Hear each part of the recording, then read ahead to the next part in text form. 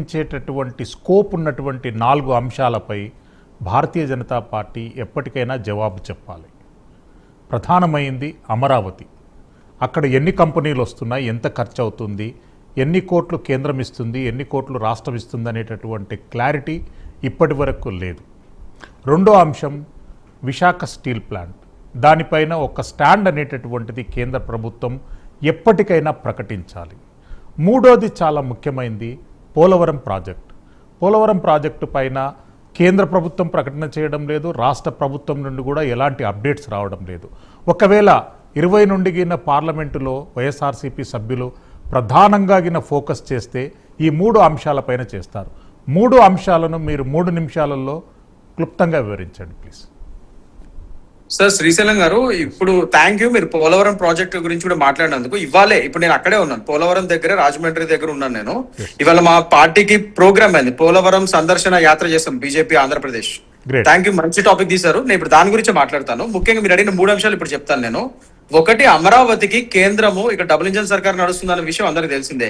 మోడీ గారు first time అసలు ఇదివరకు 2014లో అప్పుడు కూడా ఎప్పుడైతే అమరావతిని ఒక క్యాపిటల్ కింద డిక్లేర్ చేశారో మోడీ గారు వచ్చి శంకుస్థాపన చేయడం జరిగింది అప్పుడున్న టీడీపీ గవర్నమెంట్ లో. అప్పటి నుంచి మా స్టాండ్ ఒకటే బీజేపీది, Amaravati is the capital of Andhra Pradesh.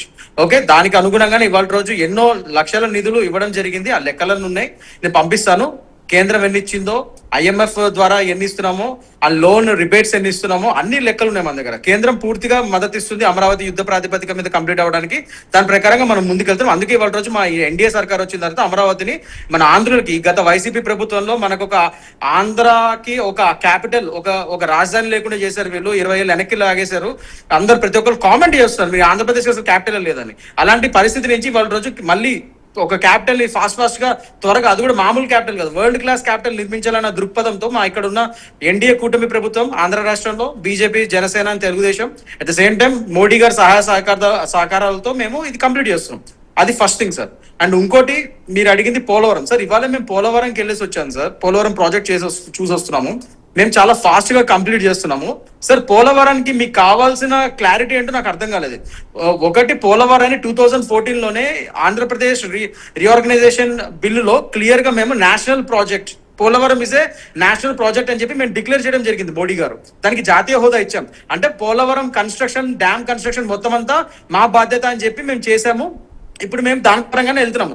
గత వైసీపీ హయాంలో ఆ ఫండ్స్ ఏదైతే మేము ఇచ్చామో వాళ్ళు దాన్ని తీసుకొని దాన్ని కంప్లీట్ చేసింది కాకుండా పోగా పైనుంచి రివర్స్ టెండరింగ్ చేసిన దాఖలాలు వైసీపీ ప్రభుత్వాన్ని. రివర్స్ టెండరింగ్ చేసి, అంటే ఆల్రెడీ అక్కడ ఉన్న కాంట్రాక్టర్స్ తీసేసి మళ్ళీ కొత్త కాంట్రాక్ట్స్ అని చెప్పి అదని అని చెప్పి ఉన్న పనులను ఆపేశారు. ఆ డయాఫ్రమ్ వాల్ ఏదైతే ఉందో ఇది సరిగ్గా కన్స్ట్రక్షన్ ముందుకెళ్ళక డయాఫ్రమ్ వాల్ అనేది పూర్తిగా డ్యామేజ్ అయిపోయింది. దానివల్ల ఇంకా లేట్ అయింది పోలవరం ప్రాజెక్ట్. ఇవన్నీ మేము ఇవాళ సందర్శించి, ఇవాళ మేము వచ్చిన తర్వాత ఇమీడియట్ గా ఇప్పటికిప్పుడే మేము దగ్గర ఇప్పటికిప్పుడు 20,000 కోట్ల పై చిలుకు ఇప్పుడు వరకు మోడీ గారు ఇచ్చారు సార్ పోలవరం ప్రాజెక్ట్ కి. ఇంకా మేము ఇంకా రానున్న రోజులు ఇంకా నిధులు రిలీజ్ చేస్తున్నారు. ఇవన్నీ మేము ఇప్పుడే ప్రెస్ కాన్ఫరెన్స్ చేసి ఇవన్నీ చేసి ఇప్పుడే నేను జస్ట్ రూమ్ కి వచ్చాను, మీరు డిబేట్ అని చెప్పి ఇలా పెట్టారు. Thank you for addressing that. Polavaram project తొందరలో మోడీ గారు ఇవ్వబోతున్నారు ఆంధ్ర ప్రజలకి. పోలవరం ఇది మోడీ వరం, రాసి పెట్టుకోండి. ఓకే, దీనికి నేను క్లారిటీ ఇచ్చా కదా. ఇట్స్ ఎ నేషనల్ ప్రాజెక్ట్, ఇది కంప్లీట్లీ బీజేపీ బాధ్యత. మేము కంప్లీట్ చేస్తున్నాం పోలవరాన్ని. వైసీపీ ప్రభుత్వాలు వచ్చినా ఏమొచ్చినా మారదు. ఇంకోటి సార్, ఇందాక మిత్రులు సుజన్ గారు ఒకటి అన్నారు, అమరావతి మీద క్లారిటీ ఇవ్వట్లేదు, అమరావతి ఏముంది ఎప్పుడంటే మార్చొచ్చు అని. మరి మిత్రులకి పార్లమెంట్ యాక్ట్ చట్టాల గురించి మరి ఏం తెలుసు నాకు తెలియదు. బట్ నేను ఒకటి చెప్తాను సార్, పార్లమెంట్ లో ఏపీ రీఆర్గనైజేషన్ యాక్ట్ కింద అది అమెండ్మెంట్ చేసి మేము 2026లో మొన్న లోక్సభ, రాజ్యసభ ఇట్లానే ప్రభుత్వాలు మారినప్పుడల్లా రాజధానితో ఆడుకుంటున్నారని చెప్పి అమరావతి ఇంకా పర్మనెంట్ గా ఆంధ్రుల రాజధాని అని చెప్పి లోక్సభ అండ్ రాజ్యసభలో రెండిట్లోనూ మేము బిల్ పాస్ చేసి ఆ బిల్లుని కాస్త చట్టం కింద మార్చుకొని గౌరవనీయ president of India her excellency ఆమె యొక్క ఎసెంట్ అంటే ఆమె యొక్క సిగ్నేచర్ కూడా అయిపోయింది సార్. అది ఇప్పుడు అమరావతి అనేది ఆంధ్రుల చిరకాల రాజధాని అని చెప్పి చట్టం అయిపోయింది. దాన్ని ఎవరు మార్చలేరు. ఇష్టం వచ్చినట్టుగా గవర్నమెంట్స్ వస్తే, మరి సుజన్ గారు ఎట్లా నాకు తెలియదు కానీ ఏ గవర్నమెంట్ వస్తే ఆ గవర్నమెంట్ స్టేట్ లో వచ్చినప్పుడు వెంటనే మార్చడానికి లేదు. అది మార్చాలంటే ఫస్ట్ మళ్ళీ కొత్త గవర్నమెంట్ అసెంబ్లీలో పాస్ చేసుకున్న బిల్లే కాకుండా మళ్ళీ పార్లమెంట్ లో మళ్ళీ పాస్ చేయాలి. అప్పుడు కానీ కొత్త చట్టాలు రావు. మరి ఆ విషయం తెలుసు సుజన్ గారికి. కృష్ణకాంత్ గారు, మీరు ఒక సబ్జెక్ట్, కృష్ణకాంత్ గారు విశాఖ స్టీల్ ప్లాంట్ పైన మీరు స్కిప్ అయ్యారు. దానికి వస్తా సార్. థ్యాంక్ యూ గుర్తు చేస్తా. అంటే చాలా పాయింట్స్ ఉన్నాయి కదా. Thank you for reminding me sir.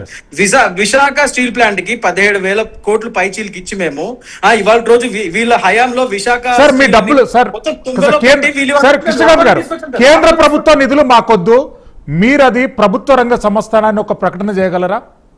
చేశాను సార్. సార్ అది ప్రభుత్వ రంగ సంస్థ, ప్రభుత్వం దాన్ని పట్టించుకుంటుందనే ఒక ప్రకటన కేంద్ర ప్రభుత్వం చేయగలదా? అమిత్ షా గారు చెప్పారు. మా ఎంపీ అండ్ భారీ industries central minister Srinivas Varma గారు చెప్పారు, నర్సాపూర్ ఎంపీ గారు. ఇంతమంది చెప్పిన తర్వాత అది విశాఖ స్టీల్ అనేది ప్రైవేటైజేషన్ చేయము, అది గవర్నమెంట్ హయాంలో ఉంటది, దాని స్టేటస్ మార్చము అని చెప్పి మా అమిత్ షా గారు, శ్రీనివాస్ వర్మ గారు అందరం చెప్పాను సార్. ఇంకెన్నిసార్లు చెప్పాలి సార్? అంటే ఏం చేయాలి అంటే ప్రతిసారి మేము అదేదో ఏది ప్రామిసులు చేసుకుంటూ కూర్చోాలి సార్. మేము ఆల్రెడీ చెప్పాం, ప్రజల సాక్షిగా చెప్పాం. ఇవాళ రోజు మేము అది మార్చే ఉంటే ఎప్పుడే మార్చేవాళ్ళు. మేము చెయ్యము, ప్రైవేటైజేషన్ అవ్వదు. విశాఖ స్టీలు 17,000 కోట్ల పైచీలకు మేము నిధులు ఇచ్చి ఇవాళ రోజు నష్టాల్లో ఉన్న వైసీపీ ప్రభుత్వంలో నష్టాల్లో ఉన్న వైజాగ్ స్టీల్ మేము లాభాల్లోకి తీసుకొచ్చాం. ఇప్పుడు మేము చెప్పేది కాదు, సెంట్రల్ రికార్డ్స్ అన్ని చెప్తున్నాం, మీరు చూసుకోండి, ఆఫీషియల్ వెబ్సైట్స్ లో ఉన్నాయి. సో ప్రతిసారి డైవర్షన్ పాలిటిక్స్. ఈ మిత్రులు మరి సుజన్ గారు కానీ మరి ఇజ్రాయెల్ గారి గురించి అయితే నేను అర్థం చేసుకోగలుగుతా. మరి విశ్లేషకులు సుజన్ గారు కూడా ఎందుకలా మాట్లాడుతున్నారు నాకు అర్థం క్లియర్ గా ఉంది డేటా అక్కడ. నేను అది చెప్తున్నాను. మొత్తం అంతా మేము ఇప్పుడు మీరు చెప్పినా, మీరు అడిగిన వాటికి సమాధానం చెప్పాం. ఆంధ్రుల రాజధాని అమరావతి పర్మనెంట్ గా దాన్ని ఎవరు మార్చలేరు. పోలవరం ప్రాజెక్ట్ తొందరగా కంప్లీట్ చేస్తాము. పోలవరం మోడీవరం విశాఖ స్టీల్ ఎప్పటికీ మారదు. విశాఖ స్టీల్ ప్రైవేటైజ్ కాదు. మూడింటికి చెప్పేసారు. ప్రజలు ఏమైపోయినా పర్లేదు, ప్రభుత్వం పక్కదారి పట్టినా పర్వాలేదు, ప్రజలకు అన్యాయం జరిగినా పర్లేదు, శాంతి నర్ర విజయ్ గారు ఆన్ స్క్రీన్ ప్లీజ్. విజయ్ గారు ఆన్ స్క్రీన్ ప్లీజ్. విజయ్ గారు